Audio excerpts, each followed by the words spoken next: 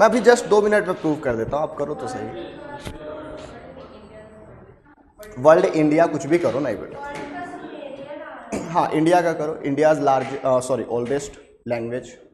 आप लोग भी कर सकते हो अपने अपने गूगल में। क्या दिखा रहे हैं, क्या दिखा रहे हैं, करो करो करो, इंडियाज करो करो। अरे सब अपने अपने फ़ोन पे करो तो बेटा, और अपना अपना रिजल्ट बताना, कोई एक दूसरे का नहीं बताएगा। संस्कृत बता रहा है, आपने क्या बता रहे हैं, तमिल बता रहे हैं, हाँ अच्छा तमिल बता रहे हैं आपने बेटा, हाँ तमिल इधर, तमिल इधर, संस्कृत किसमें, संस्कृत आ रहा है ना, तो बेटा तमिल सही है और ना ही संस्कृत सही है। आंसर है प्रकृत, कहीं नहीं मिलेगा आपको, ना विकिपीडिया में ना गूगल में। इसका मतलब क्या ये सही है क्या, आपके विकिपीडिया के बता देने से ये सही हो जाएगा? तब तो जो अपने इतने इतिहासकार जो बुक लिख के रखे हैं फिर तो वो कुछ कोई मतलब ही नहीं है। बात समझ में आ रही है? गूगल और विकिपीडिया का एक ही कॉन्सेप्ट है, जितना आप उसको डेटा दोगे उसी डेटा को वो सही मान लेता है। अगर कल के दिन एक कैंपेन चलाया जाए और बोला जाए कि हिंदी सबसे पुराना है इवन वर्ल्ड का, तो ये गूगल बोलेगा हाँ बेटा सही बोल रहे हो, हिंदी ही सबसे पुराना है।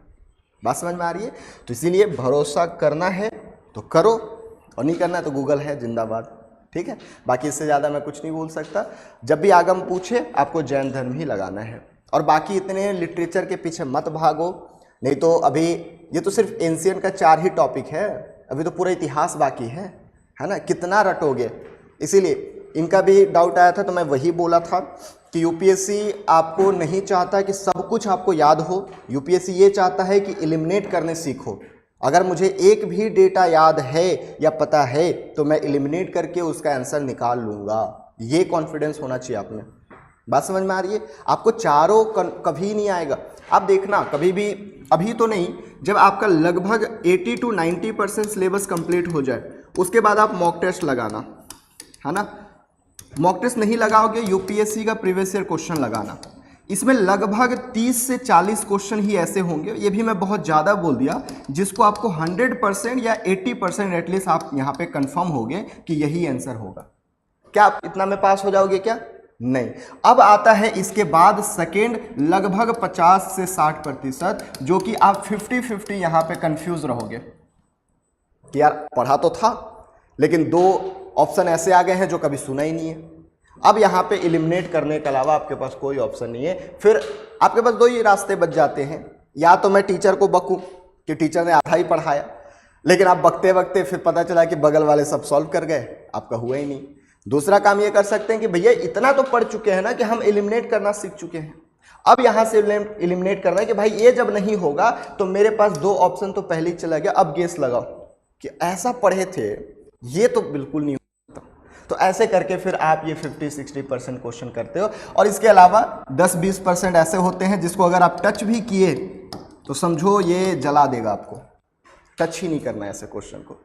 2024 में एक आई थिंक 96 या 97 नंबर का क्वेश्चन पूछा था, बिल्कुल आसान दिख रहा था क्वेश्चन कि पुर्तगाली जो है वो भारत में कौन सा फल लेकर आए, बहुत इजी क्वेश्चन दिख रहा था। 99% एस्पिरेंट उसको टच ही नहीं किए थे क्योंकि वो किसी किताब में ही नहीं था, नहीं पता था, और ऐसे वो बनाया था कि एलिमिनेट भी नहीं कर सकते थे। ठीक है, तो कई क्वेश्चन आपको मिलेंगे 10 से 20% जो कि बिल्कुल ही कहाँ से रहेगा पता ही नहीं चलेगा। बात समझ में आ रही है? तो हमको इसके लिए एकदम रेडी रहना है, इसमें एक भी क्वेश्चन छूटना नहीं चाहिए और इसके लिए प्रिपेयर रहना है। बात समझ में आ रही है? चलिए और कुछ तो ये हमने भागवतिज्म भी पढ़ लिया था, आई होप इसमें किसी को डाउट नहीं होगा। ठीक है, एक बार रिवाइज भी करना चाहो तो कर सकते हो। ठीक है, ये बिल्कुल ये सारी चीज़ें हमने कवर कर ली थी।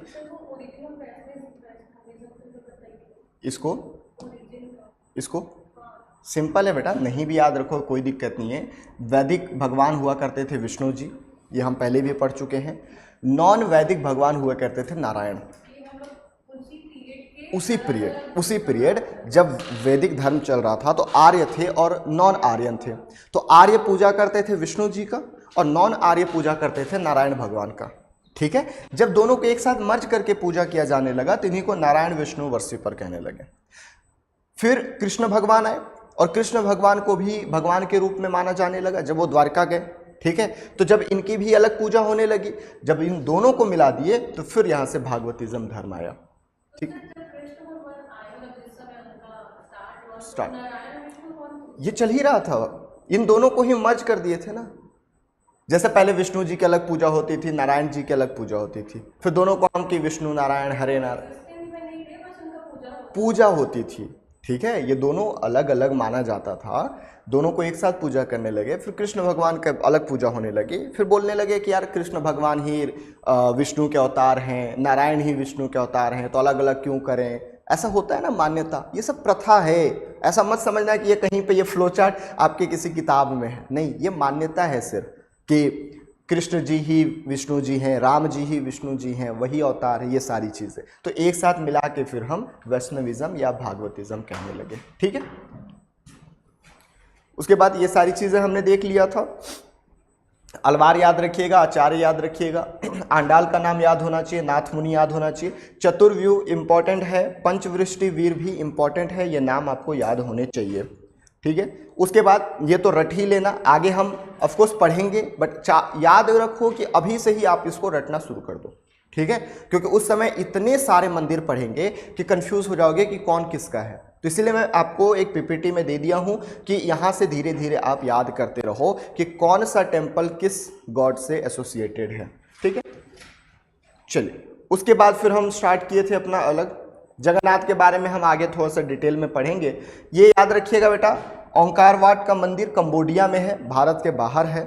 ये एक बार क्वेश्चन पूछा हुआ है, इनके बारे में हम डिस्कस करेंगे, पढ़ेंगे बाद में, लेकिन ये आपको याद होना चाहिए कि भारत के बाहर एकमात्र ऐसा हिंदू मंदिर है जो कि राजा सूर्यवर्मा द्वितीय के द्वारा बनवाया गया था कंबोडिया में। तो ये पॉइंट आई थिंक छूट गया था, आप एक बार इसको देख सकते हो। ठीक है, वैष्णव संप्रदाय में भी अलग अलग संप्रदाय हैं। अलग अलग संप्रदाय में वैष्णव संप्रदाय एक, ब्रह्म संप्रदाय, रुद्र संप्रदाय और सनक संप्रदाय, ये सब मत याद रखना। विशिष्ट दैतवाद, दैतवाद, शुद्ध दैतवाद, दैतवाद क्या होता है, ये जब हम फिलॉसफी पढ़ेंगे तो वहाँ पे लास्ट फिलॉसफी है आपका उपनिषद। उपनिषद जब पढ़ेंगे तो इसको मैं बताऊंगा, अभी के लिए इसको छोड़ दीजिए। वहाँ हम रामानुजन के बारे में भी पढ़ेंगे, वल्लभाचार्य, निम्बकाचार्य, इन सब के बारे में पढ़ने वाले हैं। ठीक है, कई टॉपिक क्या होता है, मर्ज होता है 3-4 टॉपिक से, तो हम उस तरीके से पढ़ेंगे। उसके बाद हमने शैविज्म स्टार्ट किया था। शैविज्म में हमने देखा था सबसे मोस्ट इंपॉर्टेंट भगवान शिव हैं, यही उपासक हैं। इसकी शुरुआत हमें प्रागैतिहासिक काल से मिलती है, सिंधु सभ्यता में भी इसके साक्ष्य मिलते हैं। आदि शिवा मार्शल द्वारा कहा गया। ऋग्वेद में भी रुद्र के रूप में इनका साक्ष्य मिला है और अथर्ववेद में भव, सौ, अथ, पशुपति, भूपति, ये सब कहा गया है। ये सारी चीज़ें हमने देख ली थी। महाभाष्य पतंजलि का, उसमें भी इनको त्र्यंबक, महादेव, गिरीश, सर्व ऐसा कहा गया है। लिंग पूजा का सबसे पहला साक्ष्य मत्स्य पुराण से मिलता है और महाभारत के अनुशासन पर्व से भी मिलता है। यहीं पे याद रखिएगा, तैत्तिरीय अरण्यक जो है वहाँ रुद्र की पत्नी पार्वती का यहाँ पे मतलब साक्ष्य मिलता है, जिसमें उमा, पद्मा, गौरी, भैरवी, इन सब के साक्ष्य देखने को मिले हैं। ठीक है, ये सारी चीज़ें याद रखनी है आपको। इसके बारे में हम आगे पढ़ेंगे, कुषाण के बारे में। शैव संप्रदाय के 4 हमने अलग अलग उप संप्रदाय देखा था, पाशुपत, कापालिक, कालामुख और लिंगायत। लिंगायत याद रखिएगा सबसे महत्वपूर्ण है, और जंगम लिंगायत धर्म के प्रचारक और रक्षक को जंगम कहा जाता है। ये भी पॉइंट अपन को याद रखने हैं। हाँ जी, इष्टलिंग, इष्ट का मतलब होता है मेन, लिंग का मतलब शिवलिंग। ठीक है, तो उन्हीं की पूजा करते हैं। हाँ, जो मेन लिंग है ना, ऐसा माना जाता है कि 12 लिंग जो मेन है भगवान की, तो उसी को इष्ट लिंग कहा जाता है। चलिए, उसके अलावा ये थोड़ा सा लिंग आया तो इसको देखने की जरूरत नहीं, बहुत डिटेल हो जाएगा फिर।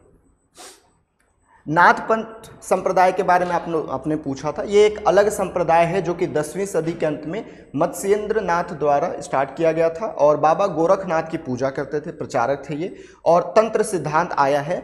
इसी को हम कंपेयर करते हैं बुद्धिज्म के तंत्रिज्म से, यानी कि यहाँ पे तंत्र मंत्र या फिर झाड़ फूक का ज़्यादा रोल आ गया। ठीक है, आज भी आप देखोगे कि गाँव में, शहर में तो ये कम होता है, पंडित जी जो होते हैं, जो इष्ट पंडित जी ब्राह्मण होते हैं, वो दो तरीके से आपका देखरेख भी करते हैं। देखरेख इन द सेंस, एक पूजा पाठ की मदद से आपको प्लस पॉइंट देंगे, और अगर बीमार पड़ गए हो तो वो झाड़ फूक भी करते हैं, तांत्रिज्म भी जानते हैं। आई होप आपको देखे होगे कहीं पे, पता है। तो ये याद रखना कि झाड़ फूक वाला या तंत्र सिद्धांत वाला जो प्रिंसिपल है वो नागपंच से रिलेटेड है, बट यहाँ से क्वेश्चन आया नहीं है, इसलिए ये सब चीज़ें उतना डिटेल में पढ़ने की जरूरत नहीं है। हाँ, ये महत्वपूर्ण है आपके लिए, ठीक है। ये शिवलिंग का आपका नाम और जगह सब याद होने चाहिए, एक बार देख लीजिएगा।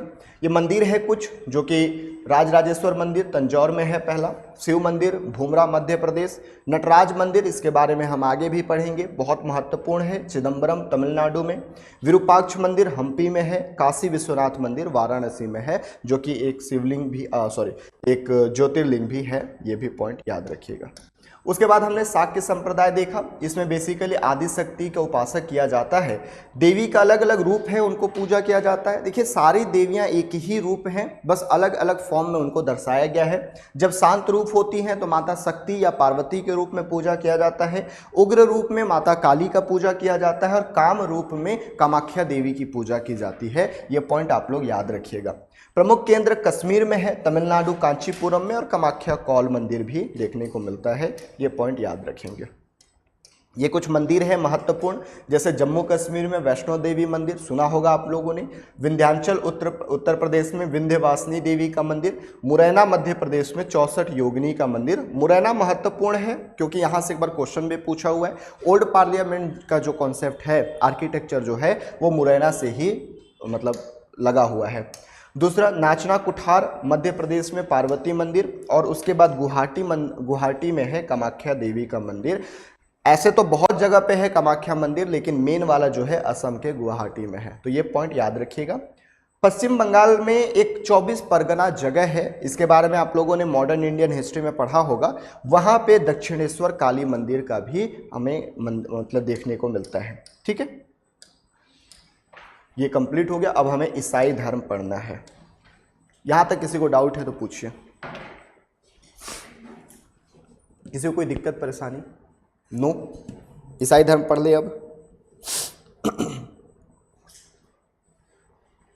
कुछ पूछना है तो पूछ लो, फिर आगे चलेंगे। क्या?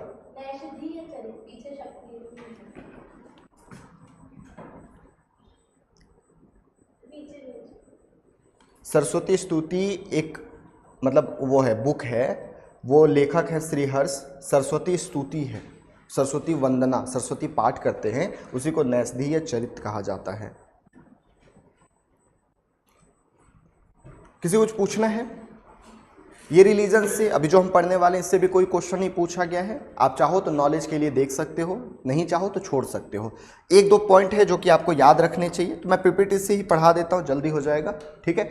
जहाँ से क्वेश्चन पूछेगा नो डाउट मैं वहाँ पे बहुत समय दूंगा, बट जो क्वेश्चन पूछता ही नहीं है उसको जल्दी से अपन हटाएंगे। ईसाई धर्म जो है, क्रिश्चियनिटी जो है, सबसे पहले याद रखिए कि शुरुआत जब हुई तो वो जीरो से ही शुरुआत हुई है। और ईसाई धर्म के साथ ही हम जो आज टाइमलाइन यूज़ करते हैं, ग्रेगोरियन कैलेंडर जो यूज़ करते हैं, जो कि हमने क्लास फर्स्ट में भी पढ़ा था, वो यहीं से प्रारंभ होती है। देखिए ऐसा नहीं है कि जीरो में इनका जन्म हुआ, जन्म जब इनका हुआ वहीं से जीरो स्टार्ट हुआ, ऐसा है, ठीक है। क्योंकि ईसा मसीह के जन्म से ही हम ग्रेगोरियन कैलेंडर को मानते हैं और पूरी दुनिया इसको अडॉप्ट कर चुकी है। हालांकि भारत में शक संवत को भी औपचारिक मान्यता दी गई है, ये पॉइंट याद रखिएगा, ये क्वेश्चन कई बार पूछता है।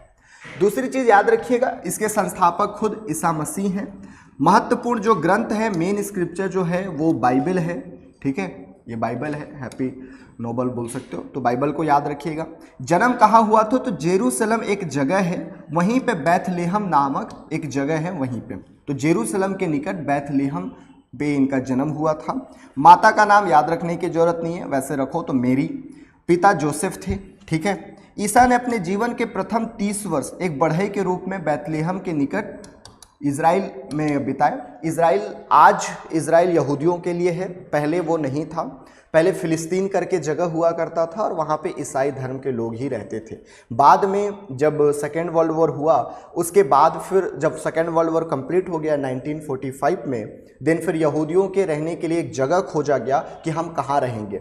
देन 1948 में 3 साल बाद, वर्ल्ड वॉर के 3 साल बाद 1948 में इजराइल की स्थापना की गई कि अब जितने भी दुनिया के जितने भी यहूदी हैं, वैसे तो बहुत कम बचे थे क्योंकि हिटलर ने सबको मार दिया था, जितने बचे उनको फिर वहाँ पे बसाया गया। हालांकि बहुत सालों तक उनको मान्यता नहीं दी गई, कई देश धीरे धीरे मान्यता देना शुरू किए, भारत भी उनमें से एक था जो कि इजराइल को मान्यता नहीं दिया था। क्यों? क्योंकि भारत की दोस्ती फिलिस्तीन से बहुत अच्छी थी और उस समय पे भारत इतना महत्वपूर्ण था भी नहीं, या फिर आज जितना तो इम्पोर्टेंस नहीं था उसकी कि वो दोनों पक्ष में खेल सके।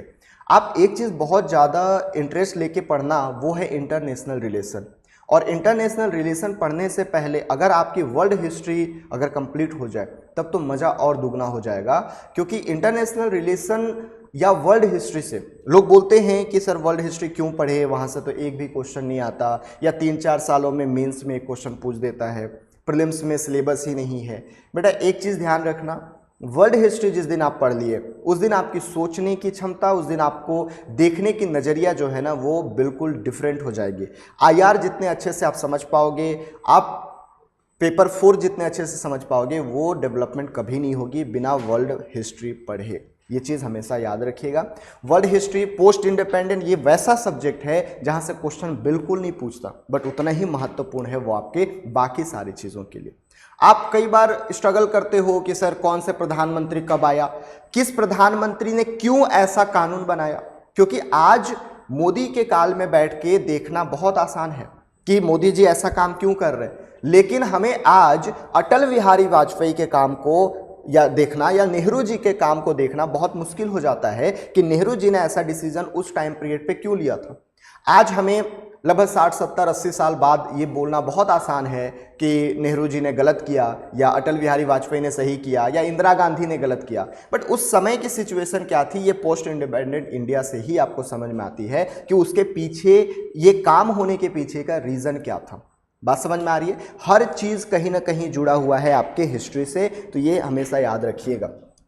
सो बेसिकली हम बात कर रहे थे इजराइल की, तो उन्होंने अपने लगभग 30 वर्ष का जीवन जो है वो इजराइल में ही मतलब गुजारा, एक बढ़ई के रूप में। लेकिन वहीं से उनकी, जैसे बाकी धर्म के संस्थापक का था कि वैराग्य की भावना आनी शुरू हो गई थी, ऐसा मन में बैठना शुरू हो गया था कि हम कर क्या रहे हैं और हमें करना क्या है, और यही हाल हुआ ईसा मसीह के साथ। बेसिकली वे अपना काम छोड़े 30 वर्ष के बाद और उन्होंने फिर ये धर्म प्रचार करना शुरू कर दिया, और सबसे मोस्ट इम्पॉर्टेंट जो उनका चिन्ह हुआ वो क्रॉस हुआ, जो कि आज इस तरीके से पहना भी जाता है। अगर कोई ईसाई होगा, अगर आप जानते होंगे तो ये क्रॉस जो है पवित्र चिन्ह के रूप में माना जाता है। हालांकि इतना भी आसान नहीं होता किसी भी धर्म को बढ़ाने पे, भारत नहीं है।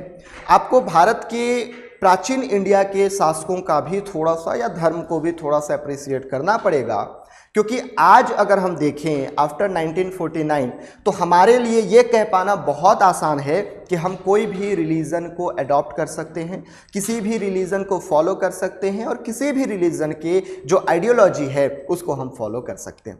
बट यही चीज़ अगर मैं बोलूं कि आज से लगभग 2500 साल पहले या आज से लगभग 3000 साल पहले ये करना आसान था, तो जी हाँ बिल्कुल आसान था। अगर आसान नहीं होता तो वैदिक धर्म के इतने अच्छी तरीके से चलने के साथ साथ 62 नए संप्रदाय का उदय कभी नहीं होता, क्योंकि इन लोग दबा देते, पूरा मार काट देते। हालांकि आप खुद देखते हो कि जब भारत में चंद्रगुप्त मौर्य जैसे शासक थे, जब भारत में बिंदुसार जैसे शासक थे, जब भारत में अशोक जैसे शासक थे जो कि वैदिक धर्म को नहीं चलने दे रहे थे या वैदिक धर्म को फॉलो नहीं कर रहे थे, उस टाइम पीरियड पे भी भारत में वैदिक धर्म था, भले ही छोटे रूप में था लेकिन चल रहा था। लेकिन विदेशों में ऐसा नहीं है, यूरोप में ऐसा नहीं है। यूरोप में जब पता चला कि ये एक नया धर्म चला रहा है जो कि हमारे खिलाफ है, हमारे विरुद्ध है, तो इनको बेसिकली 30 ईसा में ही क्या कर दिया गया, सूली पर चढ़ा दिया गया रोम के गवर्नर पेंटियस के द्वारा।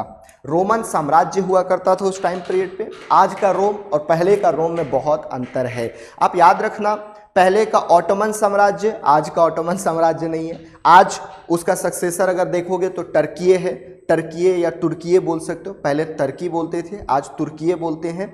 तुर्की सक्सेसर है उसका, बहुत छोटा है। पहले ऑटोमन साम्राज्य बहुत बड़ा साम्राज्य हुआ करता था, रोमन साम्राज्य बहुत बड़ा साम्राज्य हुआ करता था। बाद में इटली का बोल सकते हो कि इटली उसका सक्सेसर बना।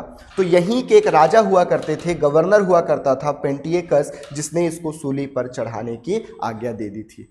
हालांकि ईसाई धर्म में यह भी मान्यता है कि वो सूली पर चढ़े फिर भी वो जिंदा थे और आज भी ईसा मसीह जिंदा है, ऐसा मान्यता है। एग्जैक्टली क्या है हम नहीं जानते, तो ये पॉइंट आपको याद रखनी है। इसमें से याद रखने में सिर्फ इतना है कि रोमन गवर्नर पेंटियकस ने सूली पर चढ़ाया, ये याद रखिएगा।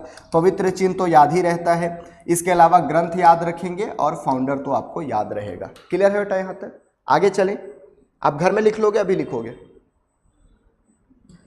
हाँ, आधे लोग तो ऐसे बोलते हैं कि अगर यहाँ बोल दिए और सर अगर डांट दिए तो चलो समय दूंगा, डोंट वरी। अब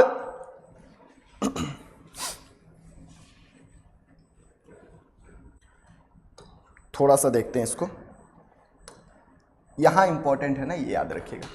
क्रिश्चियनिटी देखिए अलग अलग बहुत सारे इसके ब्रांचेस हैं, बट ये सारे ब्रांचेस याद रखने की जरूरत नहीं है। सिर्फ आपको रोमन कैथोलिज्म याद रखना है और दूसरा प्रोटेस्टेंटिस्ट याद रखना है। ये दो इसके संप्रदाय जो कि महत्वपूर्ण है, और ये आपस में इनकी कभी नहीं बनती है, तो बहुत सारे, लेकिन ये दोनों की आपस में कभी नहीं बनती।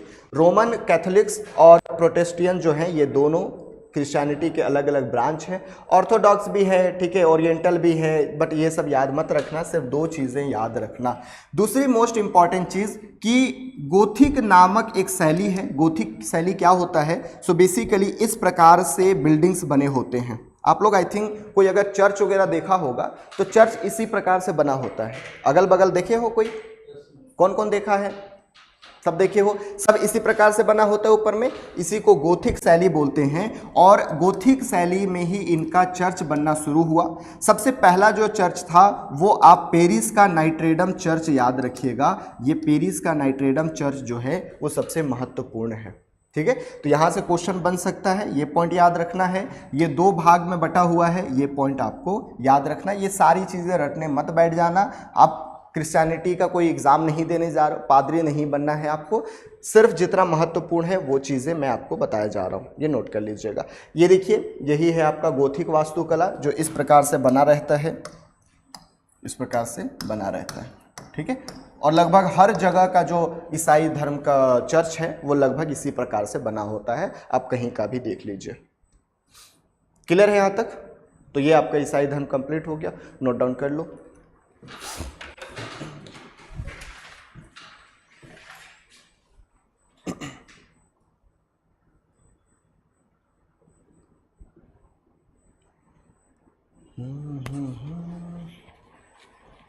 समझ में आया ना?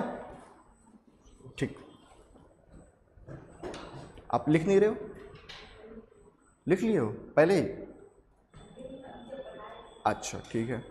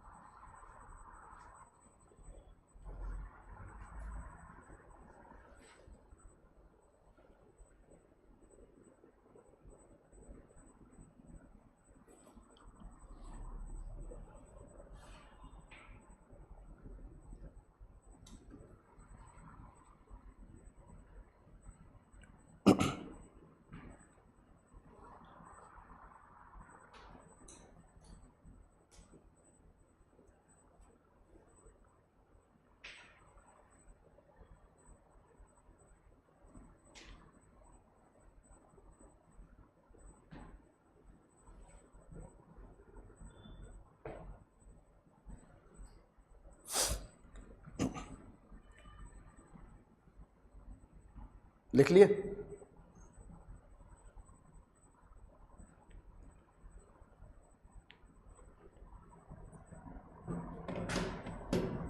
आगे करूं?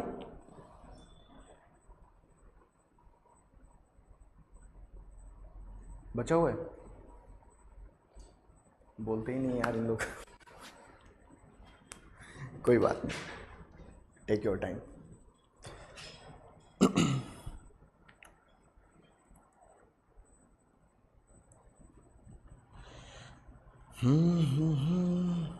और चैट जीपीटी से कोई क्वेश्चन नहीं पूछेगा ना? बात समझ में आ रही है? हाँ, गलत फलत बताता है, फिर आप अपना कॉन्सेप्ट माथा खराब करोगे।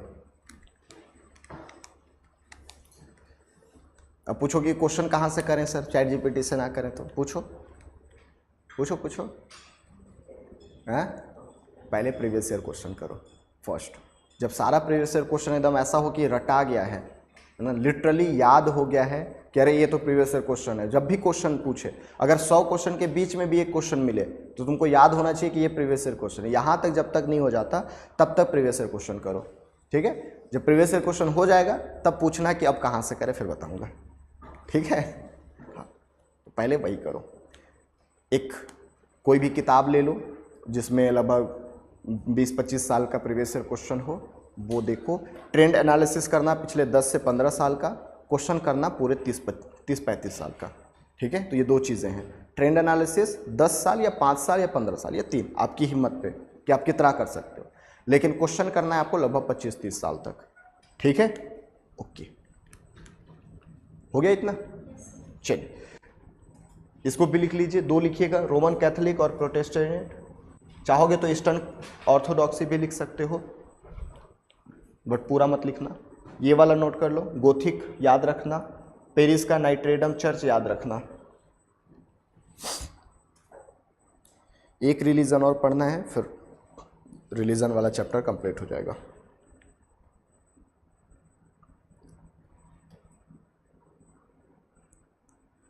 बिलासपुर में कोई बी फार्मा कॉलेज अच्छा है क्या?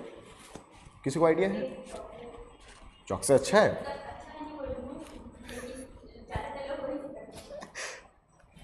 देखो जरूरी थोड़ी है कि ज़्यादातर लोग करें तो अच्छा हो, अच्छा चाहिए। एलसीआईटी अच्छा है पक्का? और कोई? किसी को आइडिया नहीं है? चलो, हाँ होता है। नहीं मेरे से एक डाउट, मतलब वो आया है ना कि बता देता हूँ, और क्या।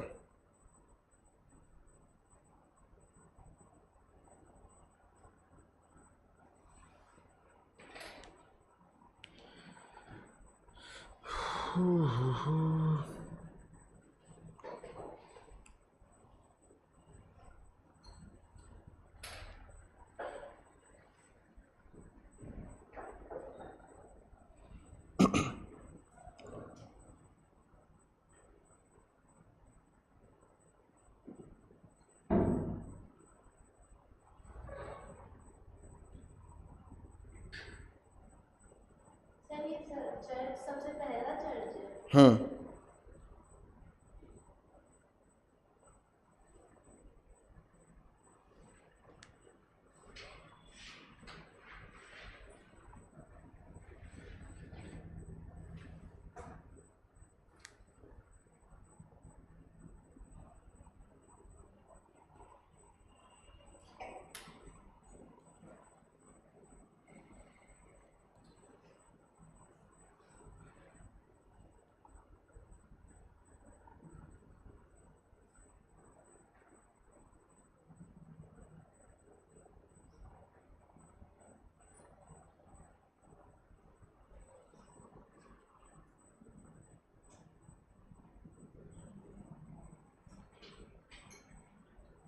हो गया बेटा? चले आगे। हाँ, सबसे पहला चर्च नहीं, इसका गोथिक का, गोथिक में बनाया गया पहला चर्च है, ठीक है? तो अब अपन को शुरुआत करना है पारसी धर्म। पारसी धर्म इंपॉर्टेंट है, अच्छे से पढ़ना, मीन्स एक बार क्वेश्चन पूछा गया है, ठीक है? वैसे बहुत पुराना है, पारसी धर्म पे टिप्पणी कीजिए ऐसा क्वेश्चन करके था।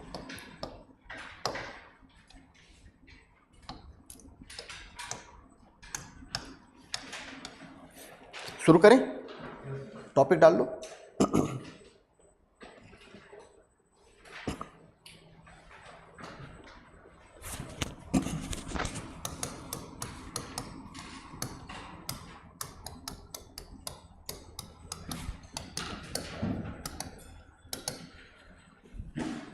इसके बारे में ऐसा कहा जाता है कि ये जहाँ से शुरू हुआ वहीं ख़त्म हो गया। मतलब क्या है इसका? ईरान में शुरू हुआ। अच्छा, आप लोगों को पता है ना, ईरान को फारस कहा जाता है, ठीक है, पर्सिया। ईरान में शुरू हुआ और आज ईरान में ही नहीं है ये, ठीक है। भारत में है बट बहुत कम है, माइनॉरिटी है। इसके पीछे का कारण भी है, आगे हम डिस्कस करेंगे, ठीक है। बट साथ में लिखते चलिएगा, कुछ फैक्ट है। सबसे पहले याद रखिए इसके संस्थापक कौन है, फाउंडर कौन है? जोरोअस्टर कहते हैं।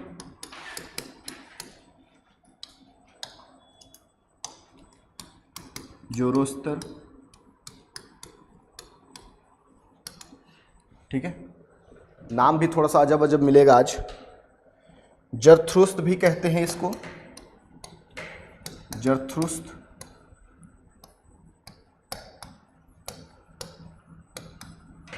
नोट करिए। महत्वपूर्ण ग्रंथ जो है वो है जिंद अवेस्ता, जिंद अवेस्ता। याद रखिएगा, क्वेश्चन पूछा यहां से, है ना, जिंद अवेस्ता।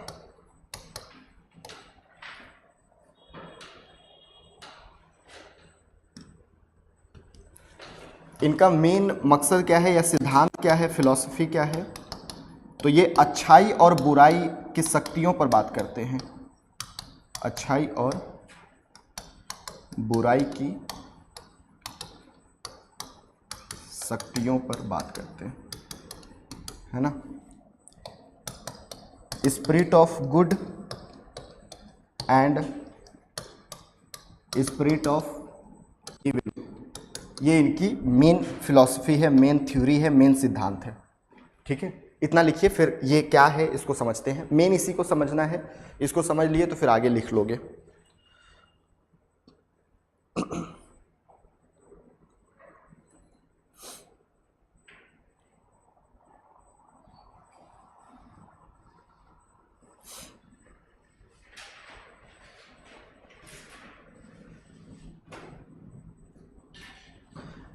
एक और लाइन लिख दो, इनके भगवान का नाम लिख लो, गॉड।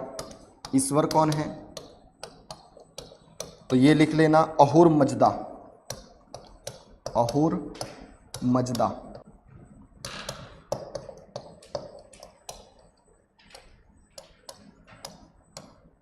इनको फायर टेम्पल भी कहते हैं, फायर टेम्पल, अग्नि के देवता भी कहते हैं।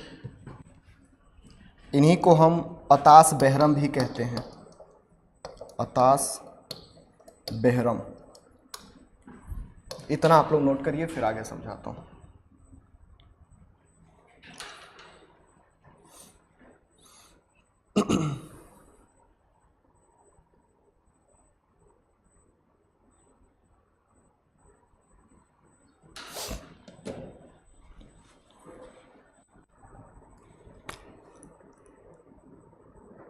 क्लियर है यहां तक? चलिए,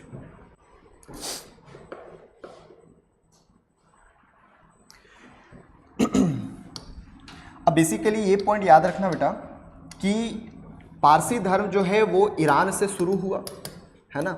इनके जो संस्थापक है वो जोरोअस्तर हैं, या फिर जरथुस्त्र भी कहा जाता है, जरथुस्त्र। इनके जो मेन ग्रंथ है वो जिंद अवेस्ता है, ठीक है। यहाँ से क्वेश्चन पूछता है, ये पॉइंट याद रखिएगा। सिद्धांत ये है कि अच्छाई और बुराई की शक्तियों पर बात करते हैं, spirit of good and spirit of evil. इसको समझाऊंगा 2 मिनट में।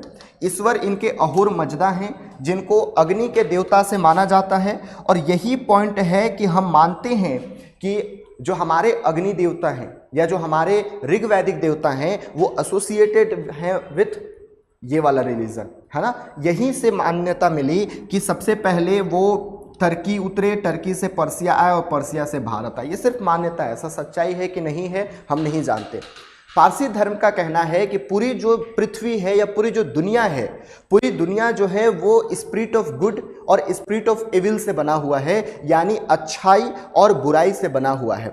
अच्छाई के जो देवता हैं उसको स्पेंटा मेन्यू कहा जाता है, स्पेंटा लिखिएगा मत अभी, मेन्यू कहा जाता है। और बुराई के जो देवता हैं उन्हें अंग्रा मेन्यू कहा जाता है। क्या कहा जाता है? अंग्रा मेन्यू। ऐसा माना गया है कि स्पेंटा मेन्यू जो है ये क्रिएटर हैं, यानी सृजनात्मक काम करते हैं। जैसे नदी का निर्माण करना, पृथ्वी का निर्माण हो गया, पर्वत का निर्माण हो गया, पठार का निर्माण हो गया। तो ऐसे जितने भी क्रिएटिव चीज़ें हैं, जो क्रिएशन है, वो सब करते हैं स्पेंटा मेन्यू। और अंग्रा मेन्यू जो है ये विनाशक है। विनाशक का मतलब ये डिस्ट्रॉयर है, डिस्ट्रॉयर। जितने भी डिस्ट्रॉय करने का काम होता है वो अंग्रा मेन्यू करते हैं, और इसी से संतुलन बना रहता है। स्पेंटा मेन्यू नया नया बनाता है और अंग्रा मेन्यू जो है वो खत्म करते जाता है, और यही संतुलन बनाए रखते हैं पृथ्वी पर। Is it clear? लेकिन पारसी धर्म में यह भी कहना है कि कई बार, हालांकि ये दोनों संतुलित रहते हैं, लेकिन कई बार अंग्रा मेन्यू जो है वो ज़्यादा अग्रेसिव हो जाता है, और ज़्यादा अग्रेसिव होने के कारण मास लेवल पे डिस्ट्रक्शन करता है। और इनका यह भी कहना है कि कोविड-19 का जो डिस्ट्रक्शन था वो अंग्रा मेन्यू के कारण ही हुआ है। ठीक है, इनका यह भी कहना था कि जो डिस्ट्रक्शन हुआ है अभी कोविड-19 के कारण, वो भी अंग्रा मेन्यू के बहुत ज़्यादा अग्रेसिव हो जाने के कारण हुआ है। जब अंग्रा मेन्यू बहुत ज़्यादा अग्रेसिव हो जाता है, जब मास लेवल पे डिस्ट्रक्शन करने लगता है, तो इसी समय पे पारसी भगवान अहूर मजदा प्रकट होते हैं और इस संतुलन को फिर से बनाए रखते हैं। Is it clear? यही है spirit of good and spirit of evil. फिर से समझिए, इतना भी आसान नहीं है, एक बार फिर से समझाता हूं। अगर इसके बाद भी कोई डाउट बचेगा तो फिर से पूछिएगा। पारसी धर्म जो है स्टार्ट हुआ ईरान से। इसके संस्थापक जोरोस्तर या जोरथुस्त्र कहा जाता है, जो कि महत्वपूर्ण ग्रंथ जिंद अवस्था पर आधारित है। सिद्धांत है अच्छाई और बुराई की शक्तियां, spirit of good and spirit of evil. ऐसा कहा जाता है कि जो अच्छाई के देवता है स्पेंटा मेन्यू है, और जो बुराई के देवता है वो अंग्रा मेन्यू है। इन्हीं दोनों से संतुलन बना रहता है पृथ्वी पर या दुनिया पर। स्पेंटा मेन्यू क्रिएटर हैं, सृजनात्मक कार्य करते हैं। जैसे पृथ्वी पर नदी का निर्माण हो गया, झील का निर्माण हो गया, मतलब हम जानते हैं ना कैसे उत्पत्ति हुई है ज्योग्राफी पढ़ के, बट इनका मानना है कि ये सब स्पेंटा मेन्यू ने ही किया है। जितने भी पठार हैं, प्लेटू हैं, जितने भी मरुस्थल, ये सब का निर्माण जो है वो स्पेंटा मेन्यू करते हैं। आप हिंदू धर्म के विष्णु भगवान से जोड़ सकते हो, ब्रह्मा भगवान से जोड़ सकते हो। दूसरा अंग्रा मेन्यू है। अंग्रा मेन्यू जो है वह विनाशक है। हमारे हिंदू धर्म में शिव जी से जोड़ सकते हो, डिस्ट्रॉयर है। जो भी ये निर्माण करेगा इन द एंड ये खत्म कर देगा। दोनों संतुलन बना के रहते हैं। Most of the time Spenta Mainyu और अंग्रा मेन्यू संतुलित रहते हैं, लेकिन कई बार अंग्रा मेन्यू जो है बहुत ज़्यादा अग्रेसिव हो जाता है, बहुत ज़्यादा मास लेवल पे डिस्ट्रक्शन करना शुरू कर देता है। फॉर एग्जांपल ये कहते हैं कोविड-19 का जो डिस्ट्रक्शन हुआ है वो इन्हीं के कारण हुआ है। जब मास लेवल पे डिस्ट्रक्शन होता है तो इनके फिर से संतुलित करने के लिए पारसी भगवान अहूर मजदा, जिसे फायर टेम्पल या फायर गॉड से डिनोट किया जाता है, अग्नि के देवता माना जाता है, इनको अतास बेहरम भी कहा जाता है, ये प्रकट होते हैं और फिर से संतुलित कर देते हैं ये पूरी सिचुएशन को। Is it clear? Any doubt? अब इसको लिख लीजिए। तो मतलब ये लोग पूजा तीनों का करते हैं कि बस वो मेन इनका अहूर मजदा आग के देवता का। ठीक है, लिखिए। अच्छाई की शक्ति स्पेंटा मेन्यू तथा बुराई की शक्ति अंग्रा मेन्यू को माना जाता है। Spirit of good is Spenta Mainyu and spirit of evil is Angra Mainyu. Spirit of good is Spenta Mainyu and spirit of evil is Angra Mainyu. Zoroastrian, इस धर्म को जोरोस्ट्रियन धर्म कहते हैं। जोरोस्ट्रियन मानते हैं कि ब्रह्मांड की सभी गतिविधियां इन्हीं दो शक्तियों के कारण होती है। All the activity in universe is happened due to this power. ब्रह्मांड की सभी शक्तियां या गतिविधियां इन दो शक्तियों के कारण होती है। फॉर एग्जाम्पल उदाहरण के लिए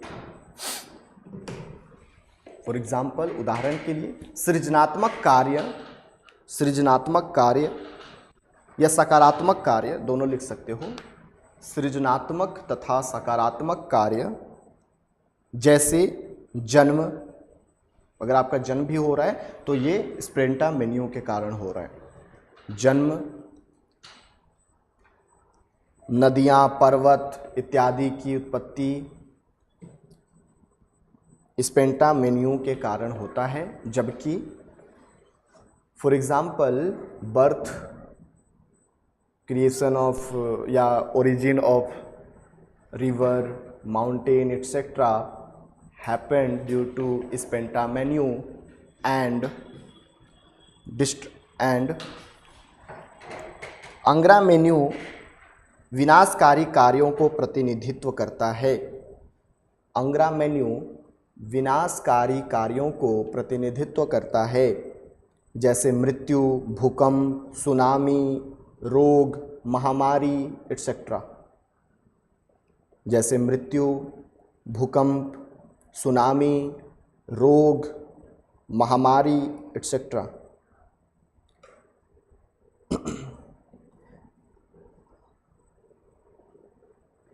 And Angra menu is responsible for destruction activity like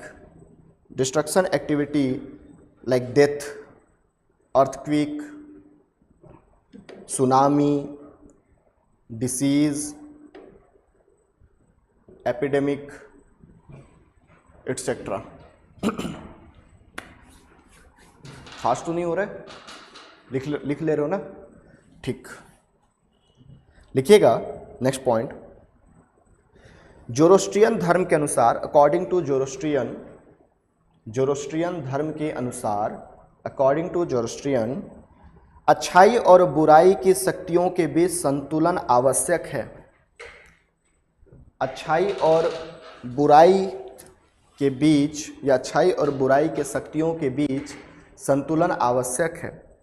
According to Zoroastrian, the balance between spirit of good and evil is necessary. The balance between spirit of good and evil is necessary. हालांकि कई बार अंग्रा menu हावी हो जाता है। हालांकि कई बार एंग्रा menu हावी हो जाता है। ऐसी स्थिति में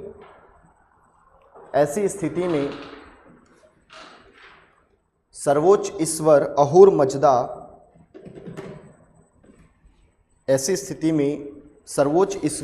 मजदा हस्तक्षेप करते हैं और संतुलन बनाए रखते हैं।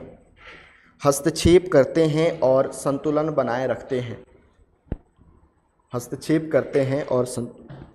रखते हैं।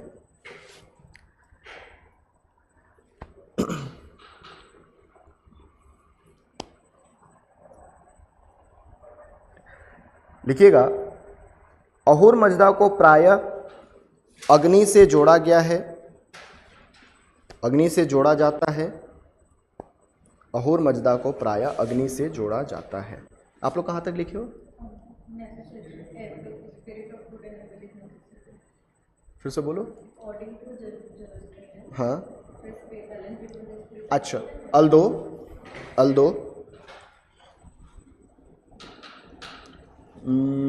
अंग्रा मेन्यू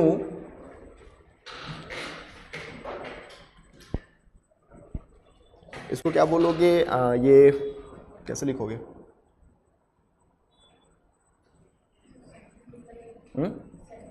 सेंटेंस लाइक ये है कि अंग्रा मेन्यू जो है वो डिस्ट्रक्शन ज़्यादा करना शुरू कर देता है। कैसे लिखोगे इसको?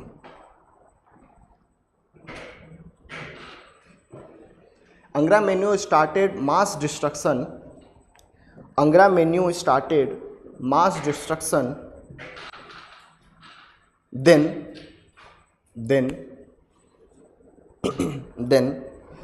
Zoroastrian god Ahur Mazda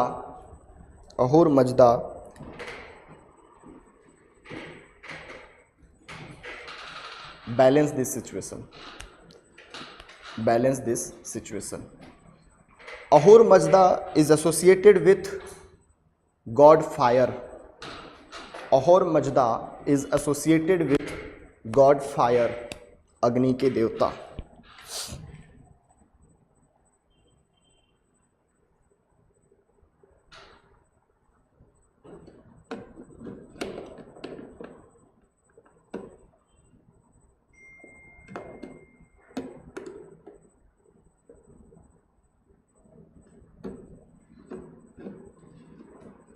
ठीक है, एक लास्ट डिस्कशन बचा हुआ है, उसको कर लेते हैं, और वो है इनके अंत्योस्ती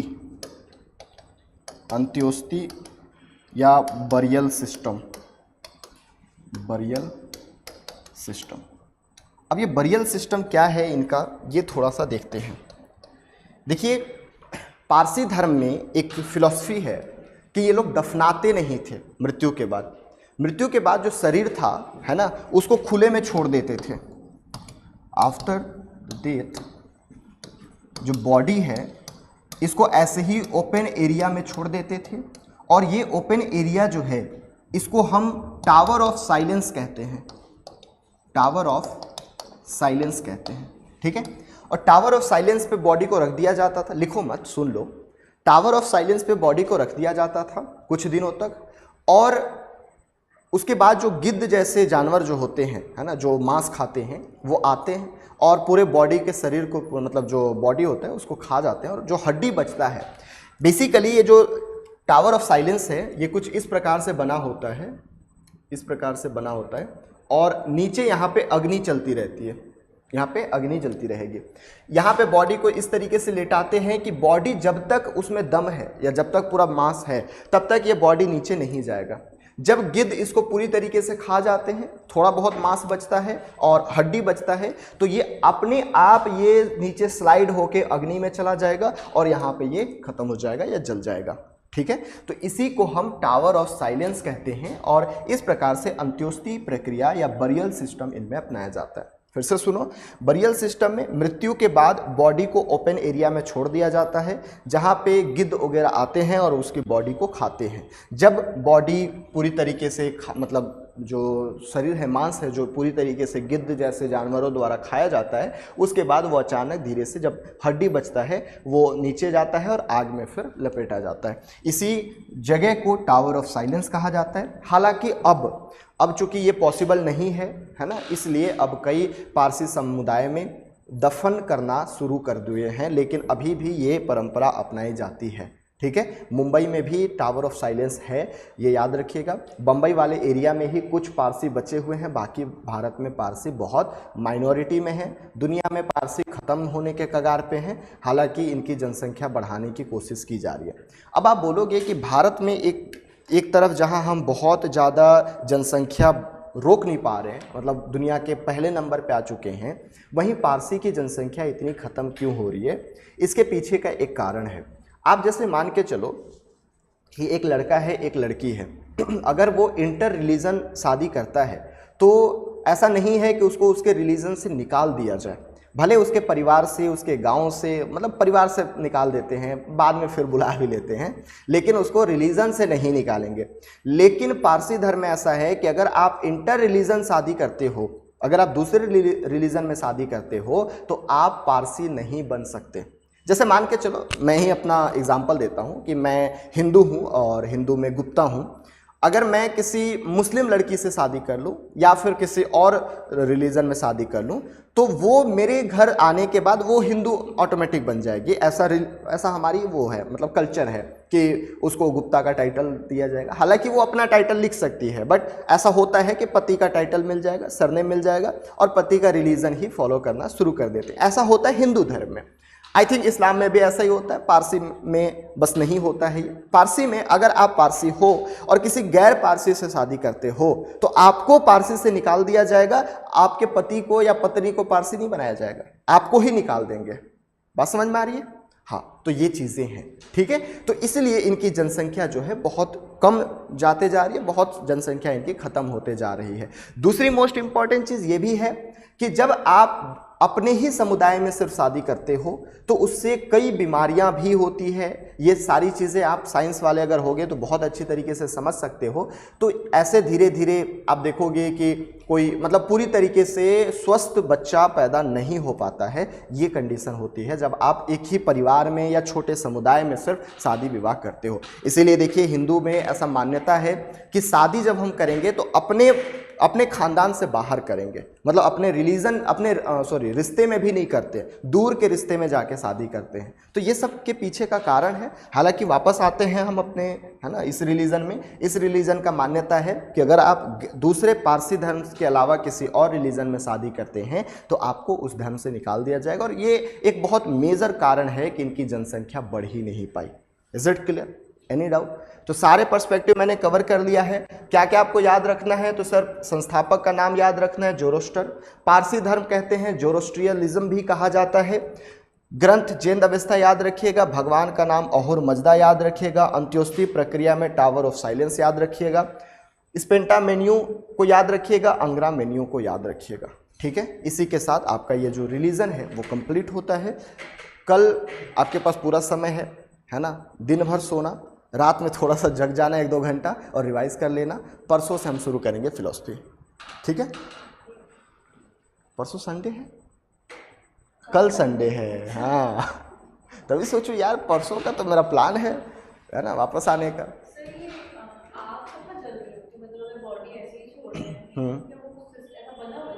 सिस्टम ही बना हुआ है, देखता हूँ अगर यहाँ पे होगा तो।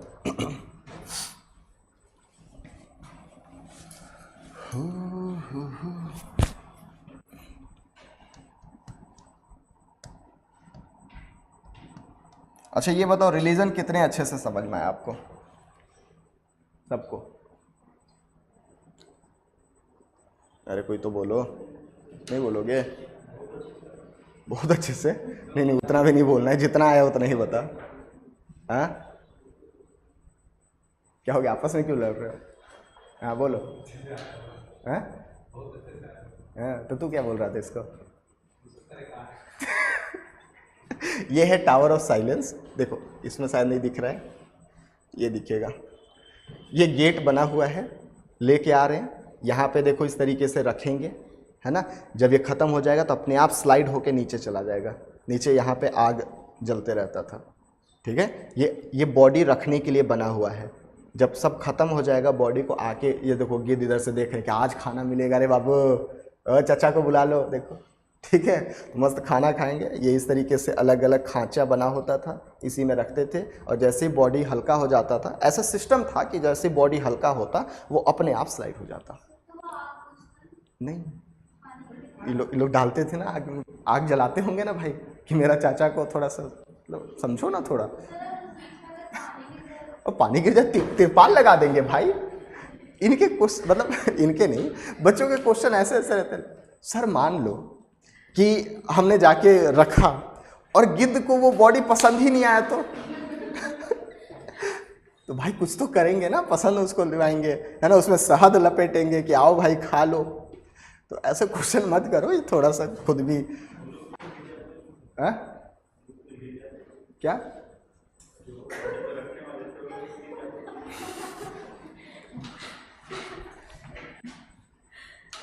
लोग के क्वेश्चन ऐसे ऐसे रहते ना भाई। कई बार टीचर भी सोचता है कि बताऊं कि नहीं बताऊं। गिर जाएंगे तो कैसे गिरेंगे यार? ऐसा सिस्टम ऐसा बनाया है कि बॉडी जब हल्का होगा तभी स्लाइड होगा, नहीं तो ऐसे है ना, ऐसे में थोड़ी गिरते हैं। अब ऐसे थोड़ी एकदम गलती से गिर गए तो मर जाएंगे, और क्या।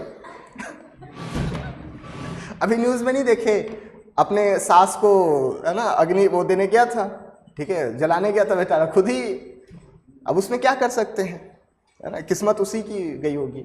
सोचो कितनी कितनी क्या बोलते हैं उसको, अनलकी होगी उसकी सास उसके लिए, कि जाते जाते अपने दामाद को भी ले गए कि चल बेटा तू भी, है ना। सोचो, मतलब ये मान के चलो उसकी बेटी कभी भी अपनी माँ को याद नहीं करेगी अच्छे लिए। बट एनीवे, एक्सीडेंट है, एक्सीडेंट होते रहता है, तो यहाँ भी वैसे हो गया तो कोई दिक्कत नहीं है। और किसी को ऐसा फनी अगर डाउट है तो पूछ सकते हो, और काम की चीज़ है तो वो भी पूछ सकते हो। किसी को है? हाँ, नहीं ऐसा कुछ नहीं है। अब देखो क्यों फॉलो करते थे उसके पीछे तो वही लोग जानेंगे, ठीक है। बाकी मतलब ये बाइबल वगैरह का क्या है, मतलब कब लिखा है पता है? कब, जब रिलीजन आया उसके बाद ही लिखा गया फर्स्ट। किसके ऊपर